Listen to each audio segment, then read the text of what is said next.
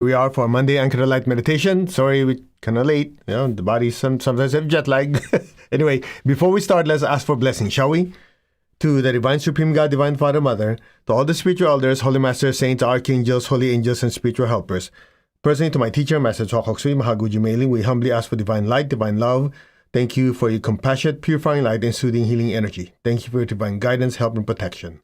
We thank you in full faith, and so it is. Right, so welcome. I hope you've been continuing your meditations and spiritual practice. So I just got back from Germany, and it's amazing how receptive people are all over the world to meditation and spiritual practice. And one thing that I got out of it, personally, is people are always searching. They're searching. And no matter people's circumstances, whether things are doing well or things are not doing that great, one thing is unchanging. And that is you, the soul, the spiritual self. And one thing I realized when I was there is, true, the culture is different. The German culture is different, the American culture, and whatever culture is different. But the culture is basically a combination of thoughts, emotions, which form habits and perceptions of life that acts as a package for the soul. And as we were teaching inner teachings of Buddhism, inner teachings of Hinduism, spiritual essence of man, which is the tree of life, I got to see how people have crystallized or calcified ideas about who they are, their gender, their belief system, their whether they're male, female, whether the ideas are more passive, they're more assertive. All those things are going to be different, whether you like it or not. And one thing that is prevalent is people identify themselves as the gender of their body, their emotions, their thoughts, the belief system, what religion they are. All these are basically the packaging that people start to identify themselves as. And that is the root cause of everyone's joy or suffering. So if your perception is, okay, I belong to this religion, this is what I believe in. Anytime you have somebody else that doesn't believe in the same way, and you perceive it as, hey, they're insulting me, how come they don't honor what I believe in, even though it doesn't affect you? It causes suffering. When all the while you look at it like, okay, in this particular lifetime, these are the clouds and thoughts and emotions I created based on my circumstances, the way I was brought up, depends on society. However, this is simply the outer covering. What's more important is who is working through these thoughts and emotions. And back to what we always said, because most people are asleep to who they really are. And so since they're asleep to who they are, they start to identify the I based on what the packaging looks like. Make sense? So when we do our meditation spiritual practice, it starts to temporarily remove that packaging so we get to see who is inside. And this is manifested by people having no inner peace, no stillness. They're being tossed around by social media, by the news. We still have to pay attention to those because those are important. They identify us and how we react to them. But it empowers us to be able to respond properly if, number one, we get to see things clearly. And if you don't get to see things clearly, then, as the Lord Buddha said, the most important part of the Eightfold Path is right viewpoint.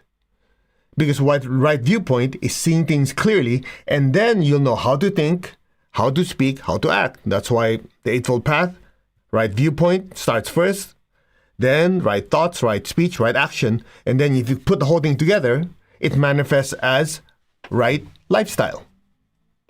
Now, the society works the other way. Well, this is my lifestyle. I do it this way. You don't like it, screw you. Right? And if your lifestyle, my lifestyle don't agree, we're in trouble. Then there's conflict. When in reality, you go, wait, let me observe this so far. What is proper viewpoint? The viewpoint is the soul using each lifetime, each incarnation to evolve, learn lessons, and evolve. It just so happened that there's certain lessons I have not yet learned in this lifetime, so therefore, this is the situation I'm in. What lesson can I extract from it? This person's nasty to me. Instead of going, oh yeah, you're also son of this and daughter of that, whatever, profanities you want to use, you go, wait, this person treated me this way. Why?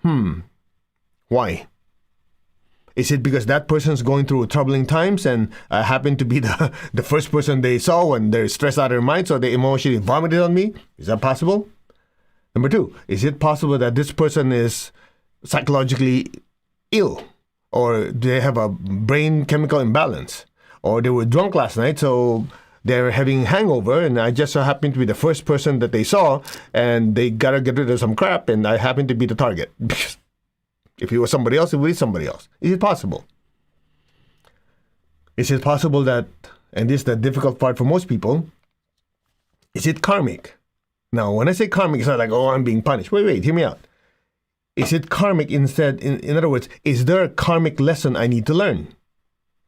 Have I treated someone before that because I have not yet learned this lesson, this is just a reminder for it?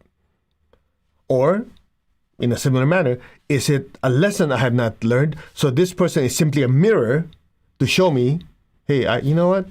Maybe I have been too harsh to some people. This is just going to wake me up and say, I need to work on this. Make sense?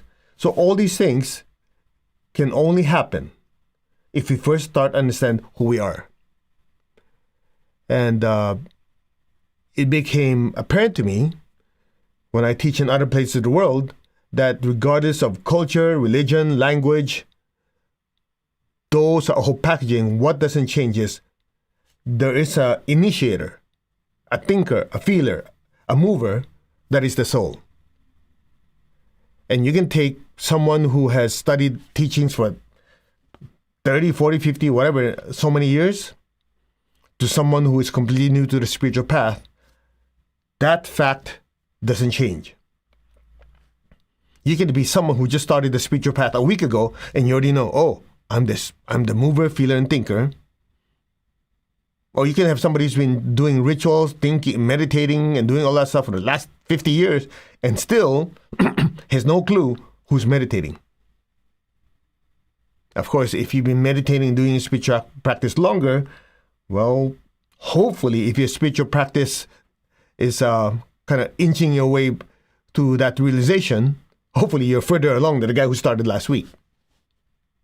Make sense? That's why we want to give you guys the shortcut. If you want to look at the shortcut, is first acknowledge who you are. You are the soul. And number 2, what you are. Well, in order to know what you are, you first have to establish what you are not. And that's the problem with most people. They do not know what they are. So when they're happy, they're feeling, they think the I is a happy being. When things are not going so well, they feel depressed, they think they're the depression. They identify with the effect rather than the cause. No wonder the people have problems. So, who you are, what you are, and then from there, as you dig deeper, then you start to realize, that's nice. I am the soul, I'm a spiritual being. Where I come from. And I was joking with a German group this weekend. I go, what you know as truth could change. Case in point. There are some people, or a lot of people, even the scientific community, that adheres strictly to the Big Bang Theory. Okay, not the TV show, okay? All the people love that one. The Big Bang Theory. Then you have the James Webb telescope that's sent out, and it screws the whole thing up. They go, oh, the universe is started with a Big Bang 13 billion years ago, something like that. And then you have the James Webb telescope where they look at the infrared spectrum and they find out, wait, if it's 13 billion, how come there's galaxies that seem too mature that would not be able to have been born from the 13-0 time because they seem to be bigger and wider. I know some of you going, you're getting too geeky, but the ones who know I'm talking about, you know, by the light that the telescope catches, they can ascertain how old the galaxy is. Because light takes a certain amount of time to get to you, and by certain calculations, you can know when did that light start. It's just like when you see sunlight, you're 8.5 minutes behind. You realize that, right? So when sunset happens, sunset already started 8.5 minutes ago. When you see sunrise, that's already 8.5 minutes late.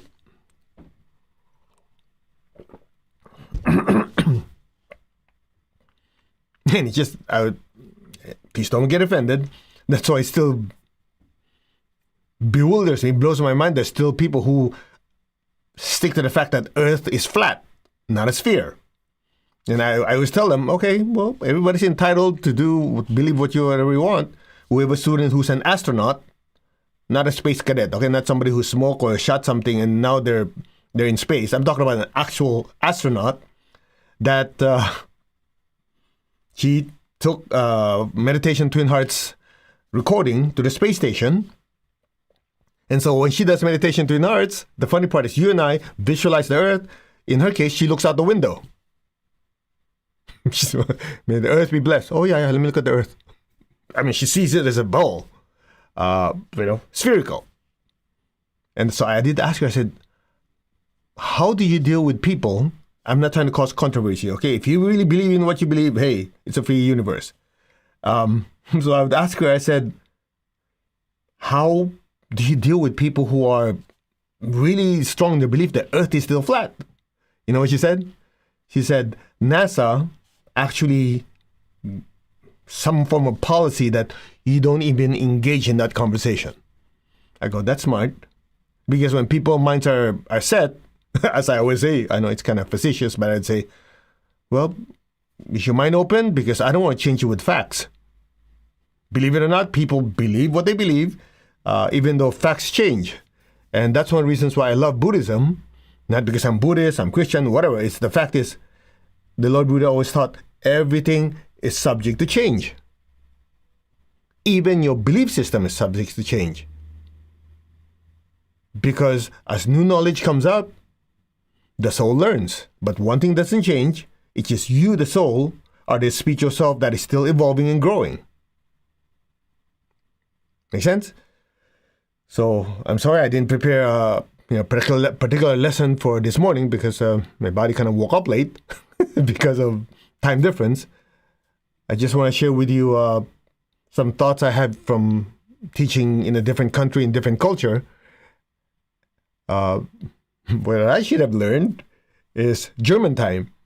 So I would have been on time. German time is like 1, 2, 3, 4. You know, like it has to be a certain time, and we start on time, we end on time, which I kind of screwed up because we kind of end up late because I gave more than I'm supposed to, and content-wise, but they didn't mind. And if you were with us that time, I hope you had a good time. I hope you learned something, and you would share it with as many people as possible. I didn't speak German, so I was very grateful that Master Sai and his wife is Acharya Ruth. Acharya means a spiritual practitioner, okay? It's a respectful term. Acharya Ruth was excellent in her translation, so the teaching was able to get out. I just saw a message of what the lesson is. Well, the lesson is very obvious. If you still didn't get it, I don't know what else to do with you. The lesson is you're not the body. You're not the emotion, not the thoughts. Every thought, every emotion you have, you basically manufactured. And the conglomeration of that, the packaging, are the thoughts and ideas of who we are and what our perception of the universe around us is. You do not change, as in your essence doesn't change. You evolve, but you're still a soul, but everything else outside changes.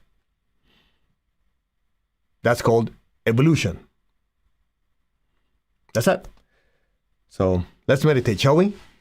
To the Divine Supreme God, Divine Father, Mother, to all the spiritual elders, holy masters, to all the saints of all traditions, archangels, holy angels, and spiritual helpers, to my beloved and respected teacher, Master Chokoksui Mahaguji Meiling, we thank you for divine light, love, guidance, help, healing, protection. We thank you in full faith, and so it is. All right, shall we? Put your hand like this. Put your awareness on your crown. I am that. I'm not the body, not the emotion or the thoughts. I am the soul. I am a spiritual being of divine intelligence, divine love, and divine power. I am that. That is my true nature, the soul, the spiritual self. I am connected in one to my higher soul. I am connected in one to the divine spark within me. I am a child of God, meaning we're all still growing and evolving. We're children of God. We're one with God. We're one with all. So when we say the I am affirmation as taught by my teacher, Grandmaster Chokok Sui, when we say I am the soul, we're remembering who we are. We're the soul. When we say we're not the body, emotions, or thoughts, we're the spiritual being of divine intelligence that controls the body and mind and thoughts, emotions and thoughts, then we're remembering what we are. And we say we are one with God, we're one with all, we're remembering where we come from. So be still. I am that. That I am. Now open your hands in blessing. Imagine the earth in front of you. Be aware of your heart in your hands. Lord, make me an instrument of your peace. Wherever there's hatred anywhere in the world, let me sow unconditional love. Where there's injury, let me sow pardon and forgiveness. Where there's doubt, faith, where there's despair, hope. May all who are suffering in any way be blessed with hope and with faith and a better life. So be it. Where there's darkness, let me sow light. And where there's sadness, let me sow joy. Be aware of your heart in your hands and just fill the earth with peace, with love, with a spirit of forgiveness, with hope and with faith, with light and lots of joy. So be it. So be it. Now be aware of your heart. Take a deep breath. Be aware of your crown. Exhale. And just stay there. Just be aware of your crown.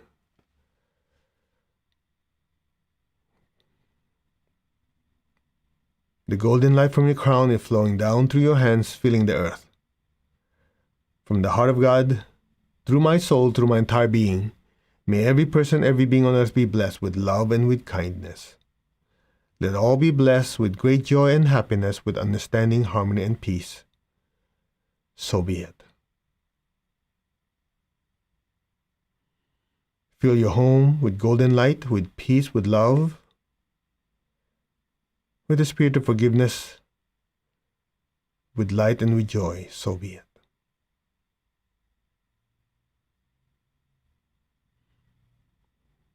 Now be aware of your heart and your crown simultaneously. Take a deep breath. Exhale. Imagine golden light even brighter than before, flowing through our hands and filling the entire earth. Just say our hearts are one, our souls are one, our spirits are one. From the center of the heart of God, through my soul, through my entire being, may every person, every being in the higher worlds, middle worlds, even the lower worlds, may every person, every being, in every dimension, every direction, be blessed with God's unconditional love and kindness. May all be blessed with inner peace and inner healing. May all beings be healed of their sorrow, pain, and suffering. So be it. May all be blessed with understanding, with harmony, goodwill, and the willingness to do good. So be it. Blessings be to all. So be it. Now lower your hands. Keep your eyes closed. Keep your tongue on the roof of your mouth.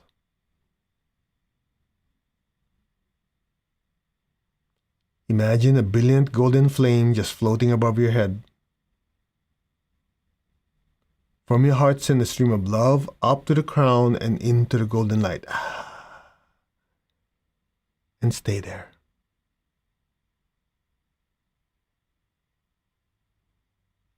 Be still.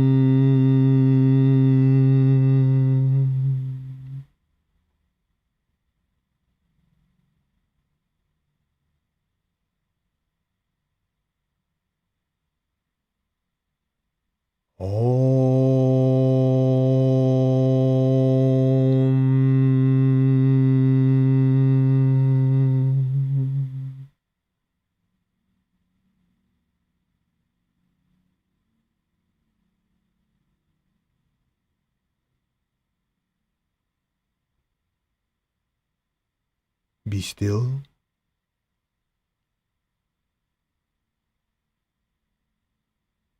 Be aware of the inner stillness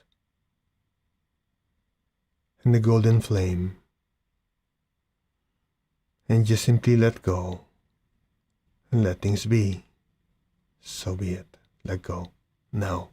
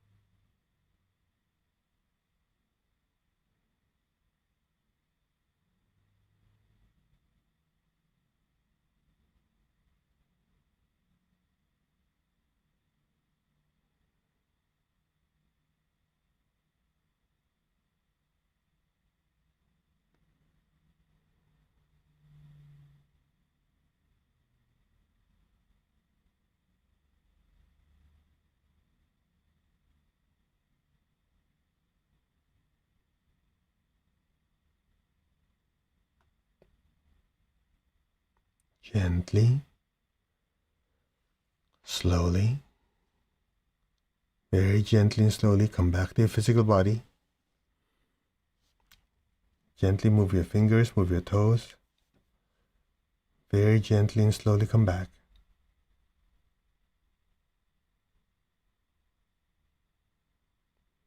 Raise your hands in blessing. Picture the earth in front of you. Start with the people you love. Fill them with beautiful golden light. May all of them be blessed with good health, with much happiness, with abundance and prosperity, and with spirituality. So be it. May all be blessed. So be it.